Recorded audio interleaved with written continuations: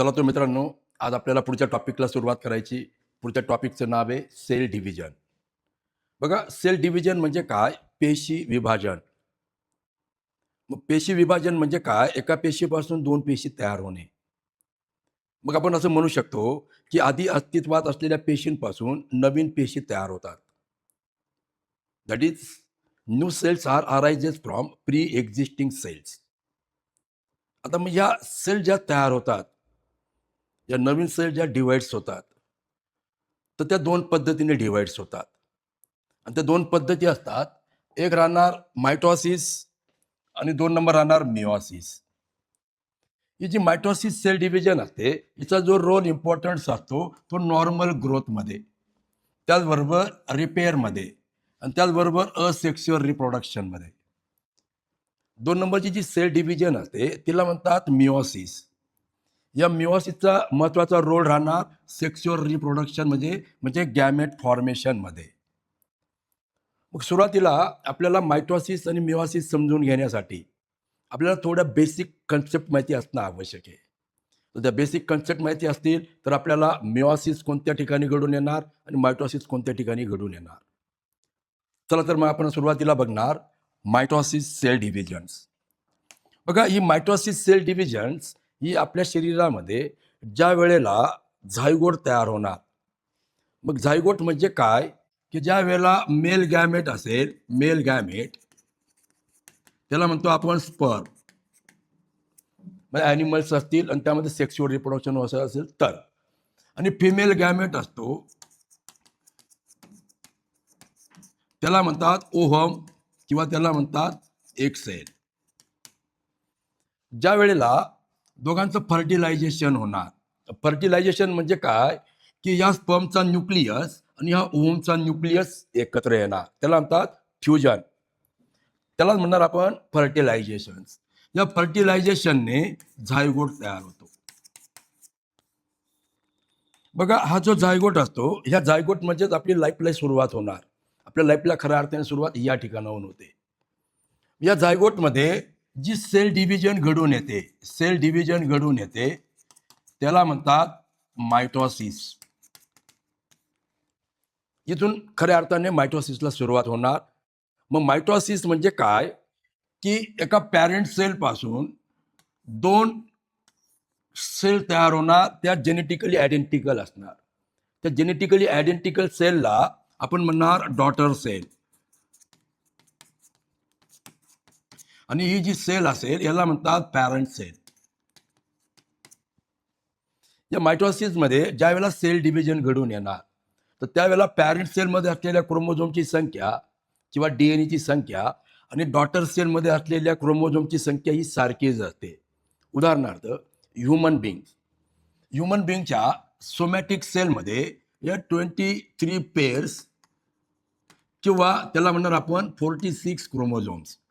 46 chromosome म्हणू शकतो किंवा 23 क्रोमोझोम्स म्हणू शकतो. पेअरमध्ये म्हणजे जोडीमध्ये असतात. ज्या वेळेला या सेल डिव्हिजन घडून येणार तर त्यावेळेला क्रोमोझोमची संख्या ही 46 राहणार. म्हणजे 23 पेअर्स राहणार. आणि यांचा जो क्रोमोझोम्स असतो तो हुबेहूब पॅरेंट सेल सारखाच असतो, म्हणून त्याला जेनेटिकली आयडेंटिकल म्हणतात. आणि जेनेटिकली आयडेंटिकल सेलला आपण म्हणणार क्लोन सेल. याला म्हणतात क्लोन सेल. हे हुबेहूब सारख्याच असतात. मग बघा, या मायटॉसिस सेल डिव्हिजनने या जायगोट पासून ट्रिलियन सेल्स तयार होतात, मिलियन सेल्स तयार होतात. त्यानंतर एम्ब्रिओ तयार होणार.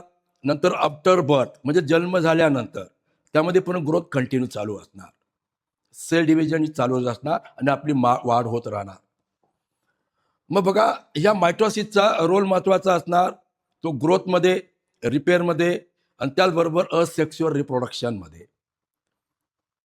नंतर ग्रोथ सर्टन लिमिटपर्यंत, सर्टन एजपर्यंत झाल्यानंतर त्यानंतरची एक विशिष्ट स्टेज येते. जर ॲनिमलमध्ये ती विशिष्ट स्टेज असेल त्याला म्हणतात प्युबर्टी. त्याला म्हणतात प्युबर्टी. प्युबर्टीला आपल्या भाषेत म्हणतो वयात येणे. त्यामध्ये शरीरामध्ये काही हार्मोनल चेंजेस होतात आणि त्यामुळे सेकंडरी कॅरेक्टर चेंज होतात. ज्या वेळेला प्युबर्टी येणार आणि ते जर समजा आपण प्लांट्समध्ये बघितलं तर प्लांट्समध्ये एक जी स्टेज येते त्याला म्हणतात व्हेजिटेटिव्ह फेज, की सीड पेरल्यानंतर झाड उगवल्यानंतर लगेच फ्लॉवर येतं नाही. ज्यावेळेला फ्लॉवरिंग स्टेज येते त्याला म्हणतात व्हेजिटेटिव्ह फेज. आणि वनस्पतींमध्ये फ्लॉवर हा रिप्रोडक्टिव्ह ऑर्गन्स आहे, स्पेशल रिप्रोडक्टिव्ह ऑर्गन्स आहे. त्यामध्ये मेल आणि फिमेल गॅमेट्स तयार होतात, म्हणजे गॅमेट फॉर्मेशनची प्रोसेस स्टार्ट होते. तसं ॲनिमल्समध्ये सुद्धा एक प्युबर्टी, ऑनसेट ऑफ प्युबर्टी, तर त्यावेळेला गॅमेट फॉर्मेशनची प्रोसेस स्टार्ट होऊन जाते. म्हणजे गॅमेट फॉर्मेशनमध्ये महत्त्वाची जी सेल डिव्हिजन असणार तिला म्हणतो आपण मिओसिस. मिओसिस खऱ्या अर्थाने onset of puberty and vegetative phase in plant, तिथून सुरुवात होते. याचा रोल असणार गॅमेट फॉर्मेशन म्हणजे रिप्रोडक्शनमध्ये.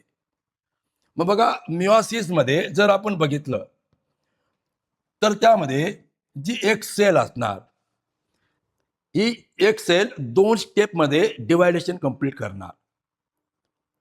मग पहिली जी स्टेप असते तिला म्हणणार meiosis first step. Meiosis first याला म्हणतात मिओसिस फर्स्ट. जर हे आपण बघितलं तर यामध्ये ही मिओसिस फर्स्ट स्टेज, यामध्ये पॅरेंट सेल पासून या ठिकाणी 2 डॉटर सेल्स तयार होतात. परंतु यामध्ये एक महत्वाचा रोल असा असतो की ज्या वेळेला या पॅरेंट सेलचं डिवायडेशन होणार 2 डॉटर सेल्समध्ये, यामध्ये असलेली क्रोमोझोमची संख्या जी असते, क्रोमोझोमची संख्या असते ती निम्म्याने कमी होते. उदाहरणार्थ समजा ह्युमन बिंगच्या पॅरेंट सेलमध्ये क्रोमोझोमची संख्या जर 46 असेल, याला आपण 2n सुद्धा म्हणणार, याला नंतर डायप्लॉइड. 46 असतील किंवा 23 पेअर्स असतील, ज्या वेळेला याचं सेल डिव्हिजन होणार तर त्यावेळेला क्रोमोझोमची संख्या निम्म्याने कमी होते. क्रोमोझोमची संख्या काय होते? निम्म्याने कमी होते. मग या ठिकाणी 46 असेल तर या ठिकाणी क्रोमोझोमची जी संख्या असणार, क्रोमोझोमची संख्या ही होणार 23. याला आपण हॅप्लॉइड म्हणणार, याला म्हणणार हॅप्लॉइड. हॅप्लॉइड म्हणजे एकच क्रोमोझोमचा सेट असणार. ज्या वेळेला सेल डिव्हिजन होत असते तर त्यावेळेला बऱ्याचशा प्रोसेस होत असतात. त्यामध्ये प्रोसेस असते ती क्रॉसिंग ओव्हर. आणि क्रॉसिंग ओव्हरमुळे जे पॅरेंट्स असतील, नंतर जन्माला येणारा जो ऑफस्प्रिंग असेल, त्यामध्ये काही कॅरेक्टर डिफरंट असतात. आणि याला म्हणणार आपण व्हेरिएशन्स. आणि याचाच इम्पॉर्टंट रोल असतो इव्हॉल्युशनमध्ये. मग बघा पहिली जी स्टेपमध्ये 2 डॉटर सेल्स तयार झाल्या, परंतु मिओसिस सेकंडमध्ये ही मिओसिस सेकंड याचा रोल मायटोसिस सारखाच राहणार. ज्या वेळेला या 2 डॉटर सेल पासून परत अजून 2 डॉटर सेल्स तयार होणार, यामध्ये क्रोमोझोमची संख्या सेम असते. म्हणजे इथं 23 असेल तर या क्रोमोझोमची संख्या या ठिकाणी 23 राहणार. म्हणजे मिओसिसमध्ये एका डॉटर सेल पासून 4 डॉटर सेल्स तयार होतात आणि 4ही डॉटर सेल्स या जेनेटिकली डिफरंट असतात. आणि या 4 डॉटर सेलला आपण नाव देतो गॅमेट. याला नाव देतो आपण गॅमेट. या गॅमेटला आपण सेक्स सेल सुद्धा म्हणू शकतो. म्हणजे यामध्ये मग मेल असेल तर त्याला आपण स्पर्म म्हणणार, फिमेल असेल तर ओम म्हणणार. तर प्लांट सेल असतील तर मेल असेल त्याला पोलन ग्रेन्स म्हणणार आणि फिमेल असेल त्याला ओम किंवा एग सेल्स म्हणणार. मग बघा या ठिकाणी सेल डिव्हिजन जर बघितले आपण तर या सेल डिव्हिजनला आपण रिडक्शनल सेल डिव्हिजन सुद्धा म्हणतो. रिडक्शनल का? की यामध्ये पॅरेंट सेलपेक्षा ज्या डॉटर सेल्स असतात त्यामध्ये क्रोमोझोमची संख्या निम्म्याने कमी होते, म्हणून याला रिडक्शनल सेल डिव्हिजन्स. आणि याचा जो सिग्निफिकन्स जर बघितला आपण, तो सिग्निफिकन्स हा रिप्रोडक्शनमध्ये महत्वाचा आहे. रिप्रोडक्शनमध्ये जर नेक्स्ट फर्टिलायझेशन्स म्हणजे मेल फिमेल गॅमेटचं फ्युजन झाल्यानंतर जो झायगोट तयार होतो, तर झायगोटमध्ये क्रोमोझोमची संख्या मेंटेन होणं आवश्यक आहे. उदाहरणार्थ जर मेल गॅमेट असेल स्पर्म, या स्पर्म्स याचे 23 क्रोमोझोम्स असतात, फिमेल गॅमेट याचे 23 क्रोमोझोम्स असतात. ज्यावेळेला फर्टिलायझेशन होणार, ज्यावेळेला झायगोट तयार होणार, त्याला झायगोटमध्ये 46 हा नंबर हा मेंटेन केला जातो. त्यामुळे रिप्रोडक्शनमध्ये याचा रोल हा महत्वाचा असतो.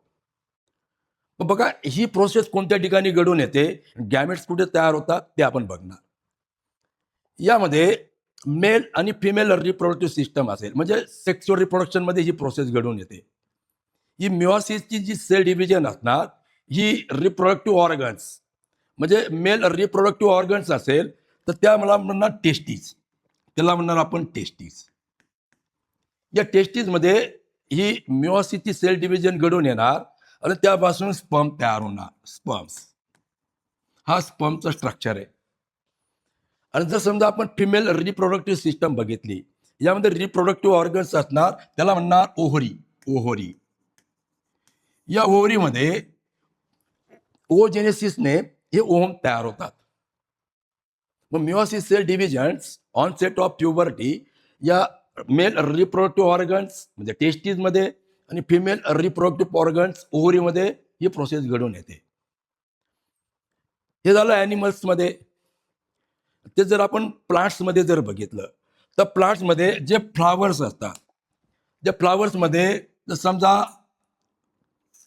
हा स्टेमेन असेल, स्टेमेन हा अँथर असेल, या अँथरमध्ये मिओसिस सेल डिव्हिजन घडून येणार आणि त्यापासून जे गॅमेट्स तयार होणार त्याला म्हणणार पोलन ग्रेन. त्याला म्हणणार पोलन ग्रेन्स. ते जर समजा आपण फिमेल फ्लावर बघितलं त्याला आपण गायनोसियम्स म्हणतो. यामध्ये जो कार्पेल असतो, या कार्पेलमध्ये या ठिकाणी ओव्हरीमध्ये ओव्हम्स राहणार. या ओव्हम्समध्ये या ठिकाणी अँटीपोडल सेल्स राहणार, सिनर्जेटिक सेल राहणार, या ठिकाणी एक सेल राहणार आणि पोलर न्यूक्लिया राहणार. या ठिकाणी मिओसिसची सेल डिव्हिजन घडून येणार आणि त्यापासून हा फिमेल गॅमेट्स ओव्हम तयार होणार. मग बघा, आपण जे सेल डिव्हिजन बघितल्या त्या मायटोसिस आणि मिओसिस.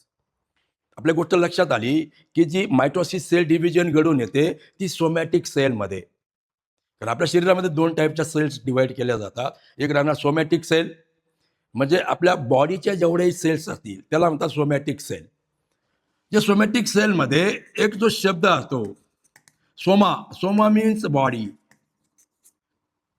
म्हणजे आपल्या बॉडीच्या जेवढे सेल्स असतील, जेही ऑर्गन्स असतील, त्या सेलला म्हणणार आपण सोमॅटिक सेल. आणि सोमॅटिक सेलमध्ये ही मायटोसिस सेल डिव्हिजन घडून येणार.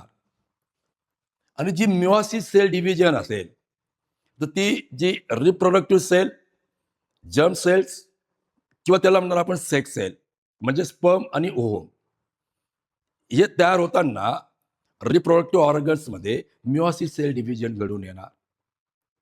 जर आपल्याला इन ब्रीफ जर लक्षात ठेवायचं असेल तर मायटोसिस सेल डिव्हिजन ही ग्रोथमध्ये, रिपेअरमध्ये आणि असेक्च्युअल रिप्रोडक्शनमध्ये त्याचा इम्पॉर्टंट रोल राहणार. आणि ते जर समजा आपण मिओसिस समजलं तर मिओसिस रिप्रोडक्टिव्ह ऑर्गन्समध्ये, गॅमेटोजेनेसिसमध्ये हे गॅमेट्स तयार होणार, तर ते मिओसिस सेल डिव्हिजनने याचा रोल राहणार महत्त्वाचा रिप्रोडक्शनमध्ये. अशा पद्धतीने आपल्या शरीरामध्ये या प्रोसेस चालू असतात. जर आपल्याला या दोघांचे जर आपल्याला डिफरन्शिएट बघायचे असतील तर डिफरन्शिएटमध्ये बघा, या ठिकाणी आपल्याला दिलेले मायटोसिस आणि मिओसिस. या मायटोसिसमध्ये पर्पज म्हणजे मायटोसिसचा पर्पज काय आहे? ग्रोथ, रिपेअर आणि असेक्च्युअल रिप्रोडक्शनमध्ये. म्हणजे आपल्याला जन्माला आल्यानंतर आपली वाढ होणं आवश्यक आहे. काही इजा झाल्यानंतर, जखम झाल्यानंतर तर त्या परत तयार होणं आवश्यक आहे. आपल्या शरीरामध्ये पर डे 2% सेल्स डाय होतात, मरतात. त्याची रिपेअरिंग नाईट टाईमला होणार. त्यामध्ये मायटोसिसचाही रोल महत्त्वाचा आहे. इकडे याचा पर्पज असणार सेक्स्युअल रिप्रोडक्शन किंवा गॅमेट फॉर्मेशनमध्ये. त्यानंतर नंबर ऑफ डिव्हिजन्स. या नंबर ऑफ डिव्हिजन जर बघितलं आपण की यामध्ये एक सिंगल स्टेपमध्ये प्रोसेस घडून येते ही, म्हणून आपण इथं 1 दिलेले. परंतु मिओसिस 2 स्टेपमध्ये घडून येणारी प्रोसेस आहे. मिओसिस फर्स्ट आणि मिओसिस सेकंड. त्यानंतर इथं डॉटर सेल्स प्रोड्यूस बघितलं आपण की एका सेलपासून, पॅरेंट सेलपासून 2 डॉटर सेल्स तयार होतात, त्या जेनेटिकली आयडेंटिकल्स असतात. परंतु या ठिकाणी 4 डॉटर सेल्स तयार होतात. 2 स्टेपमध्ये 4 डॉटर सेल्स तयार होतात. त्यानंतर क्रोमोझोम नंबर. मायटोसिसमध्ये क्रोमोझोमची संख्या ही सारखीच असते, बदलत नाही. 46 असेल तर डॉटर सेलमध्ये पण 46 राहणार. परंतु यामध्ये क्रोमोझोमची संख्या निम्म्याने कमी होते, म्हणून याला म्हणतात रिडक्शनल सेल डिव्हिजन. त्यानंतर जर बघितलं आपण जेनेटिक आयडेंटिटी. या मायटोसिसमध्ये ज्या पॅरेंट सेल असेल, ज्या डॉटर सेल्स असतील त्या जेनेटिकली आयडेंटिकल्स असतात, म्हणून त्याला क्लोन सेल्स म्हणतात. परंतु या ठिकाणी जेनेटिकली व्हेरी म्हणजे जेनेटिकली नॉन आयडेंटिकल्स असणार, त्याला म्हणणार आपण व्हेरिएशन्स. आणि यामध्ये ऑकर्स इन बॉडी म्हणजे सोमॅटिक सेल. म्हणजे मायटोसिस सेल डिव्हिजन ही सोमॅटिक सेलमध्ये घडून येणार, म्हणजे बॉडी सेल. बॉडी सेल म्हणजे एक्सेप्ट रिप्रोडक्टिव्ह सेल. आणि यामध्ये रिप्रोडक्टिव्ह सेल्स ओनली. यामध्ये रिप्रोडक्टिव्ह सेल्समध्ये ही प्रोसेस घडून येणार. अशा पद्धतीने याचे डिफरंट सेट्स आहेत आणि दोघांचाही रोल हा इम्पॉर्टन्स आहे. आता हे झालं सेल डिव्हिजन्स.